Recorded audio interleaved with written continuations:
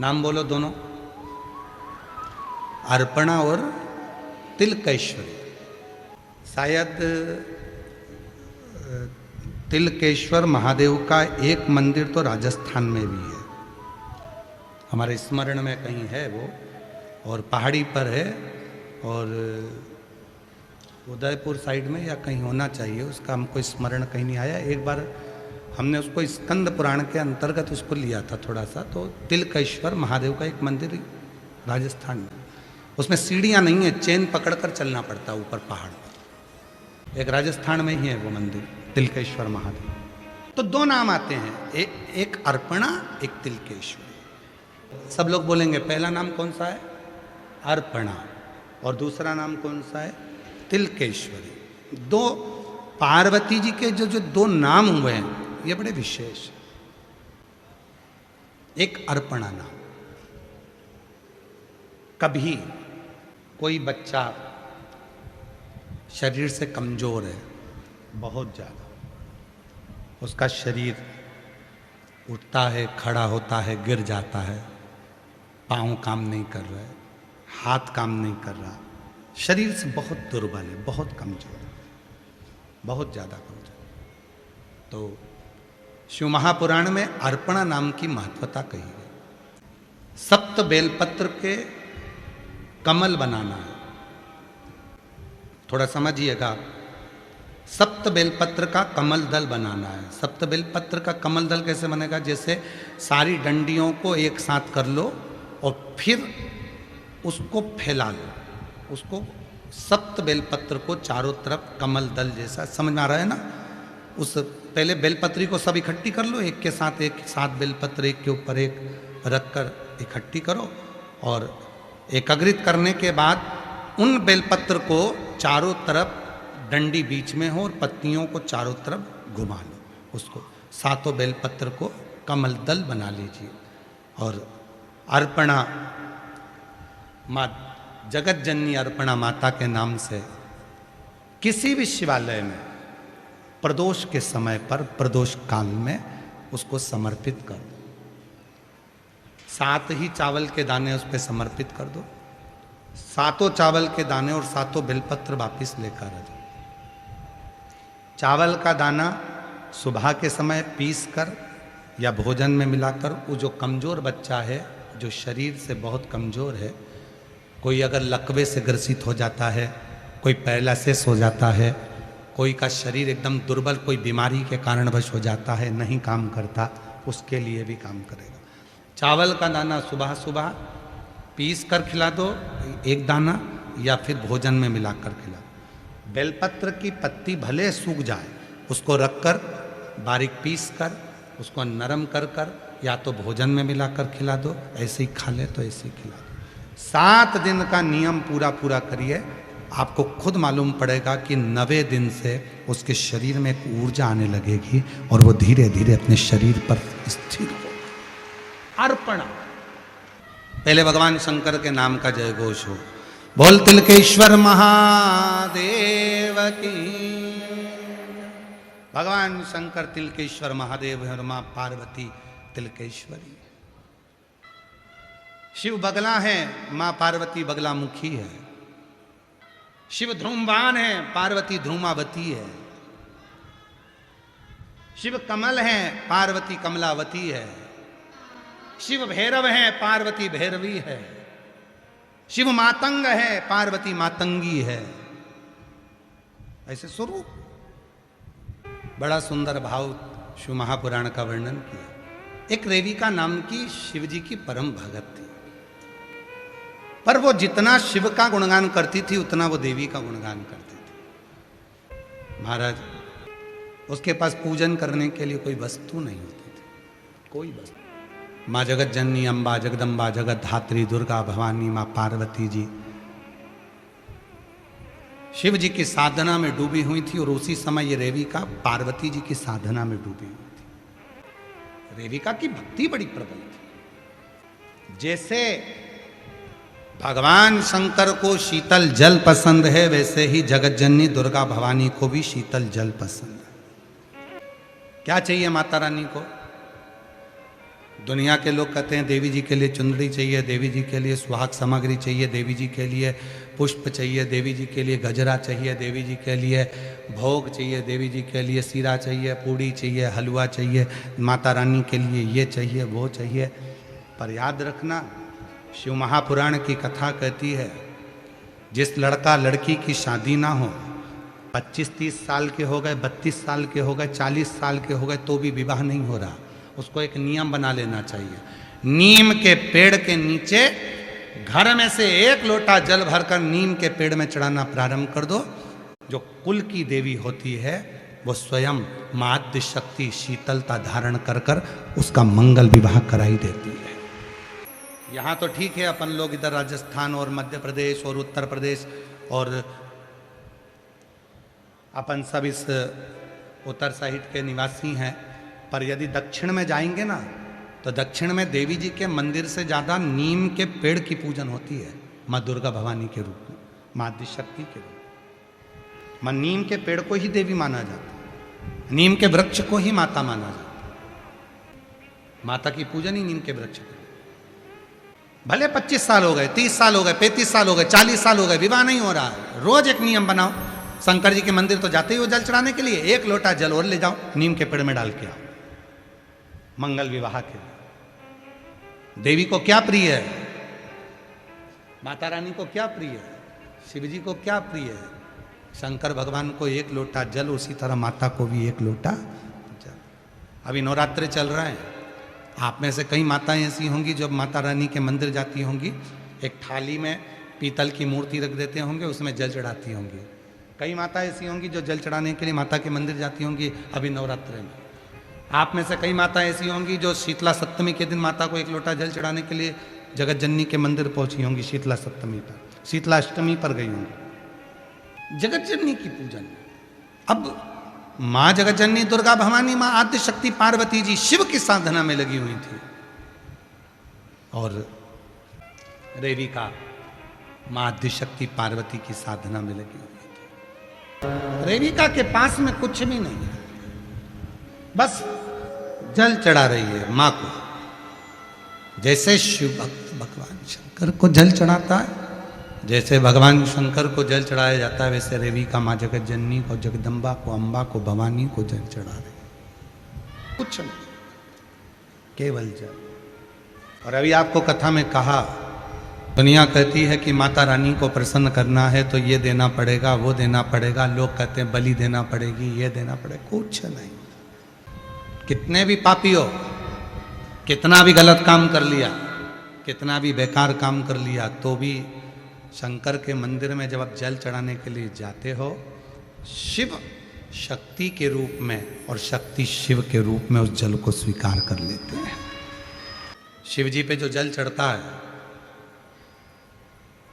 भगवान शंकर पर जो हम जल चढ़ाते हैं यहाँ, वो जल पिता के पास से होता हुआ ये जो माता का हस्त कमल है, माँ जगत जननी का जो हस्त कमल है, ये जलाधारी उस पर आता है, उस पर।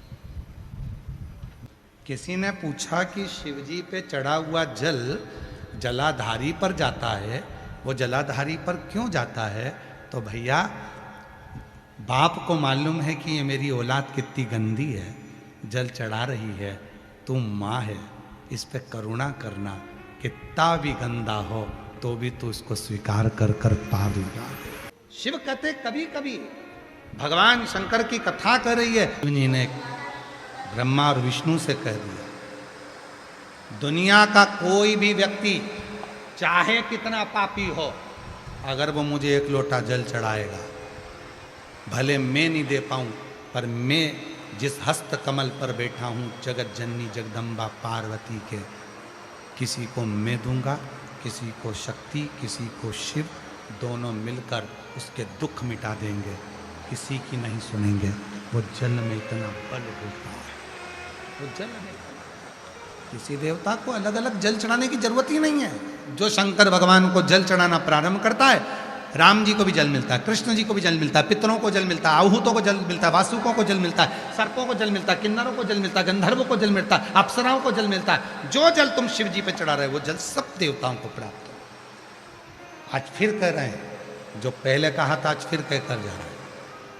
शरीर के अंदर बच्चादानी में कोई पुरुष कोई नारी के शरीर के अंदर कितनी भी गांठ हो जाए, डॉक्टर का इलाज करवाना चालू करो और 1 लोटा जल ले जाकर, जो ध्यान देना, 1 लोटा जल ले जाकर जो शिवलिंग है, और शिवलिंग की जो जलाधारी है, ये जो गोल जलाधारी है, चौकोर जलाधारी है, षडाकर जलाधारी है, जो भी जलाधारी शिव जी के शिवलिंग की जो जलाधारी है, अगर तिलकेश्वरी माता का नाम लेकर, फिर से बोलो कौन सी माता?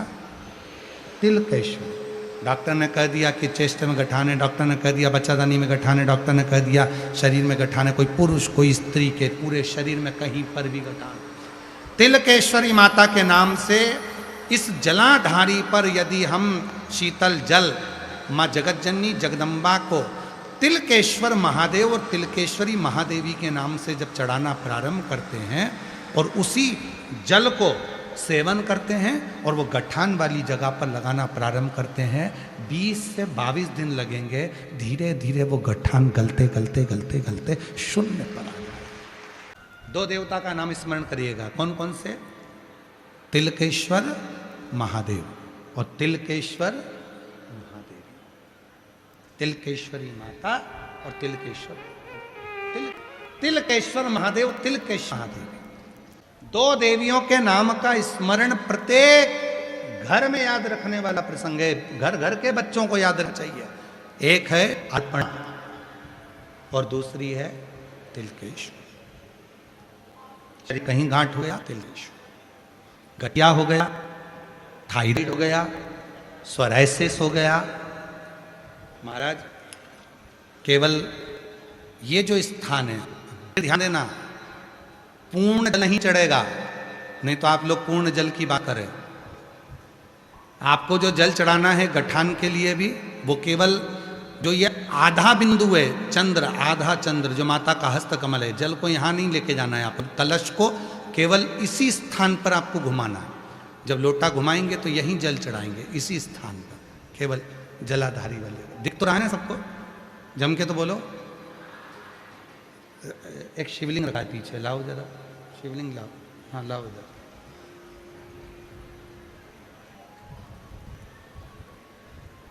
ये स्थान देखिए, ठीक है, अब आप लोगों को समझ में आ जाएगा, ठीक है। तिलकेश्वर माता जब नाम लेकर जो जल चढ़ाएंगे, तो जैसे ये अपना कलश है, कलश से जल चढ़ाएंगे तो यहाँ से चढ़ाएंगे और यहीं तक जाएगा, फिर जल चढ़ाकर यहीं से यहीं पर उस जल को समर्पित करते रहेंगे, तिलकेश्वरी माता का नाम लेकर, तिलकेश्वर महादेव का नाम लेकर। और नीचे कटोरी लगा कर रखें, उस जल को उसमें झेल कर लाएं और उस जल का सेवन करें। उसी तरह यदि थायराइड है, सोरायसिस है, या शरीर से जुड़ी हुई कोई तकलीफ अपने शरीर में आती है, तो दुर्वा, 7 दुर्वा 7 स्थान पर ऐसे रख दें, उसी जल को फिर चढ़ाएं, उसी 7 दुर्वा को लेकर आ जाएं। एक दिन तक एक दुर्वा खाना प्रारंभ हो, थायराइड की जांच करवाओ। 8 दिन 15 दिन के बाद आपको मालूम पड़ेगा कि थायराइड कंट्रोल में आ गया और आपका शरीर अच्छा काम प्रारंभ हो। सोरायसिस वालों के लिए भी विशेष देवी, जम के बोलो, तिलकेश्वरी माता। वर्णन आया है शिव महापुराण में, रेवी का क्या समर्पित करें, क्या आदेश, जो मिला वो समर्पित कर रही है, जो मिले। जो रेविका ने जले हुए पेड़ की पत्तियों का अंश भी दिया है, वो भी शिव ने माँ जगतजननी को स्वीकार करने को कहा। और शिव जी, ध्यान दें, कभी कभी आप लोग जब पार्थिव शिवलिंग का पूजन करते हो ना, पार्थिव पूजन करते हो, तो पार्थिव शिवलिंग का जब पूजन करते हो तो कभी कभी काले तिल शिव जी को चढ़ाते हो। बोलो, चढ़ाते हो कि नहीं चढ़ाते हो? चढ़ाते हो ना। क्यों चढ़ाते हो? हमारे शरीर में और हमारे घर के अंदर कोई रोग बड़ा यदि प्रवेश कर रहा है तो वो रोग प्रवेश ना, रोग प्रवेश। आजकल बहुत सारे लोग ऐसे हो गए कि जो काला तिल है वो ज़्यादातर शिव जी की शिवपिंडी पर शिवलिंग पर जाकर चढ़ाते हैं, पर शिव पुराण कहती है कि पार्थिव शिवलिंग जब बनाओ तो काला तिल जरूर चढ़ो। पार्थिव शिवलिंग मंदिरों में जाकर काला तिल चढ़ाने की जरूरत नहीं है। मंदिर में तो अगर आप एक तिल की दाना, केवल एक काला तिल भी अगर समर्पित कर देते हो तो बहुत है। एक चावल का दाना भी समर्पित कर देते हो तो बहुत है। पर जब पार्थिव पूजन कर रहे हो, पार्थिव शिवलिंग का निर्माण कर रहे हो, किसी रोग के लिए, बीमारी के लिए, कोई दुख के लिए, कोई तकलीफ के लिए, तो उसको हमारे जैसे शरीर में तिल की महत्वता होती है ना, सबके शरीर में तिल है। स्वयं भगवान देवादिदेव महादेव ने भी माता पार्वती को तिलकेश्वरी कहा है, क्योंकि उनके शरीर पर तिल का स्मरण करा। जो काली जो पत्तियां जल गई थी, वो जली हुई पत्ती जो चढ़ाई गई देविका ने जो चढ़ाई, उसके कारण पार्वती को तिलकेश्वरी कहा गया। और कितना महत्व है तिल का। पीठ पर अगर तिल होता है तो गुस्सा आता है, गालों पर यदि तिल होता है तो सुख समृद्धि देता है, हाथ पर अगर तिल देता है तो अन्नपूर्णा देता है, हथेली पर अगर तिल होता है तो हमको वैभव लक्ष्मी देता है, और महाराज पैरों पर अगर तिल होता है तो अटल लक्ष्मी का निवास देता है। कितना तिल का महत्व हमारे यहाँ कहा है, कितना तिल। मस्तिष्क पर, ये कान से लेकर नासिका के ऊपर के भाग में कहीं पर भी यदि तिल होता है तो उस व्यक्ति को बहुत सहन करना पड़ता है, बहुत कुछ, अच्छी और बुरी बातें दोनों सहना पड़े, बहुत कुछ सहना पड़े।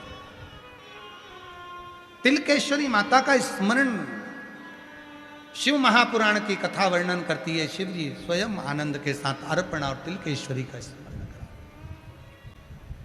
शिव केवल एक भक्ति के बल पर, जैसे रेविका ने भगवान शंकर को प्राप्त करा, उसमें क्या दिया भगवान को, क्या प्रदान करा, कुछ भी नहीं।